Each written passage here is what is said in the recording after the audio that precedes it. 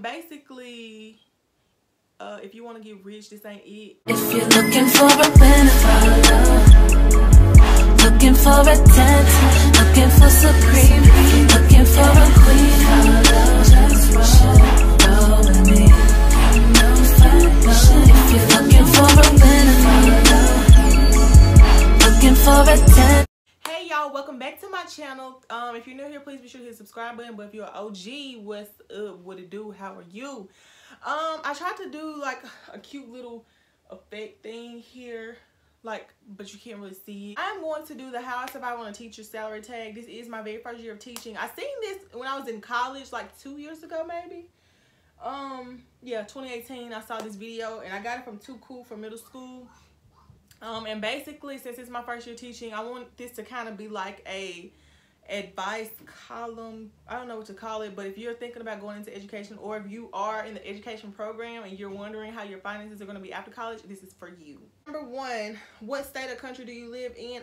I live in Mississippi. M-I, crooked letter, I, crooked letter, I, humpback, I, Mississippi.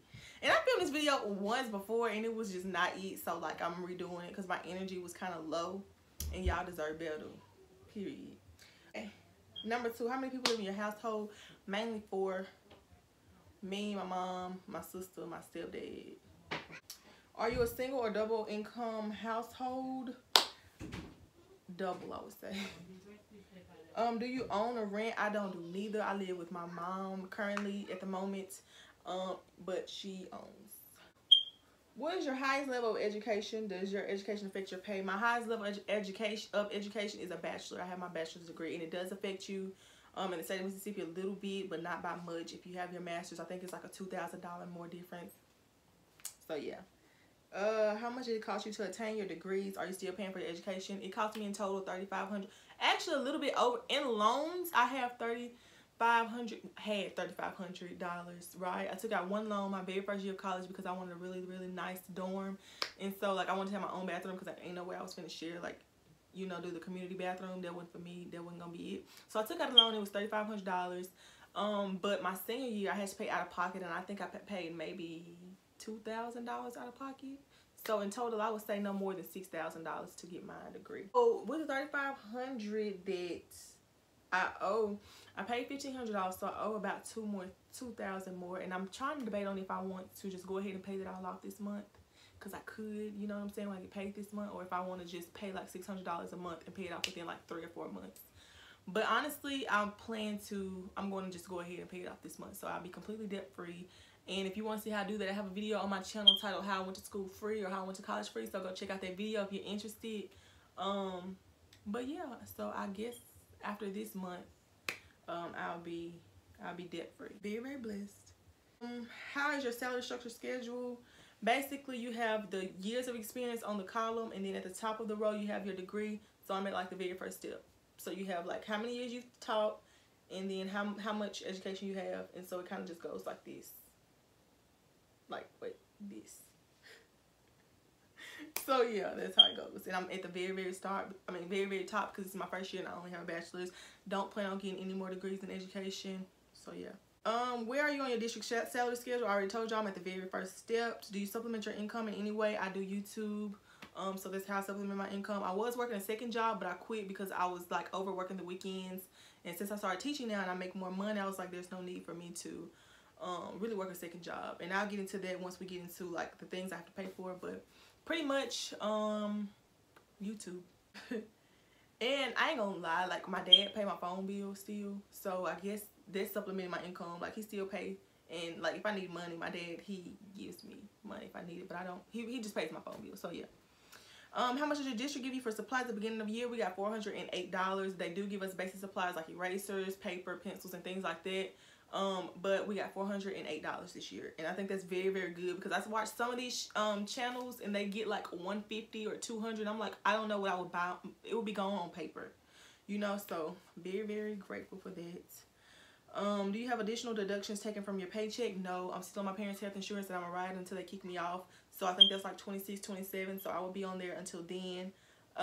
So yeah, I don't have anything except like state, federal, FICA, like, you know, just the basic things. Do you feel like your current salary is enough to make ends meet? Yes. And how many months do you receive a paycheck? All 12 months. Basically, we get paid for 9 months of work and they just split it out like in 12 months. In general, what are your major monthly expenses? And this goes to why I can, like, why ends meet for me. It's not like, you know, I don't know how to explain it, but in general, all I have is my car note and my car insurance and gas and food and like clothes. That's it. I don't pay any rent. Thankfully, my parents let me stay here because they know that I'm going to be purchasing land this year and then building me a house next year. So, and if you're wondering how, it's just because, like, in the state of Mississippi, the cost of living is very, very low. And so, yeah, they know that I'm saving to build a house so I don't have to pay anything to live here, and I'm very, very grateful for that. I know some people have to pay their parents rent or whatever, but thankfully mine is very understanding of my circumstance, and it helps me out a lot. Like, I'm able to save like more than half, so about 3/4 of my paycheck I'm saving. So yeah, I only spend about 1/4 of my check each month. And the rest just goes into savings, and that's why I'm just gonna go ahead and pay off my student loans, because I've been dragging it out. Honestly, I could have been paid it off, but it's just like, do you know what I can buy with two? You know how many Chick-fil-A meals I could get for $2,000? But I know that I'm in a very fortunate circumstance, so and I'm very grateful and very blessed. So I'm just gonna go ahead and pay these people their money. I'm gonna pay them what I owe them, so I can move on and don't have to worry about this anymore. And so, yeah, I'm going to go ahead and get that out the way. But yeah, those are all my monthly expenses. I'm trying to think of anything off top. That's it, really. Car insurance, car. Are there any financial goals that you're working towards? I'm saving to build me a house, as I told y'all, saving to buy land. And so financial goal, I don't know if I'm not going to tell y'all an exact dollar amount that I'm looking to have in my savings account. But it's a good amount. It's a good hefty amount, and I'm kind of sort of there. I'm almost there. What is the biggest piece of financial advice you could offer someone considering teaching? I would say to look, okay, financial advice, yeah. So basically, if you want to get rich, this ain't it. Truthfully, I mean, but you can live a good, comfortable life. Like, you're not gonna be struggling to buy food. You know what I'm saying? You're not gonna be like, it's not $50 an hour, but it's also not like $15 an hour. Like, it's if you look at how much you get paid per hour, that's how I like to look at mine. Like, I look at my hourly salary, like my hourly pay, and then I just think that helps me to better visualize and understand, okay, so I'm making a pretty good, decent amount a month, an hour. It's just the fact that it's spread across 12 months that make it seem so bad. So and I always be advocating for teachers need to be paid more, even though I don't plan to stay a teacher forever. But I will always advocate that they need to be making what doctors make, period.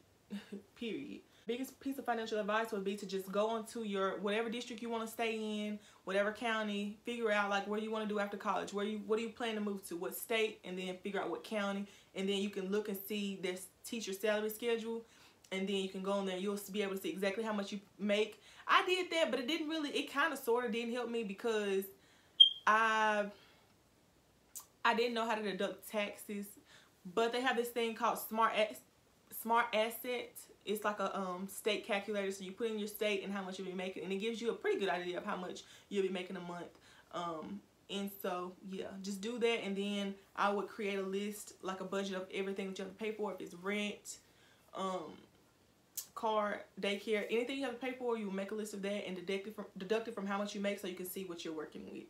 So that'll be my biggest piece of financial advice. Other than that, let's see what else I want to say. I think that's pretty much it. I've been wanting to do this YouTube for a while now, and and I finally got the opportunity to. So yeah, I really enjoyed making this video. If you would like to see more teacher videos, teacher vlogs, whatever it is, let me know in the comments and I'll be happy to film that for you. But yeah, thank y'all so much for watching this, and I will see you in the next one.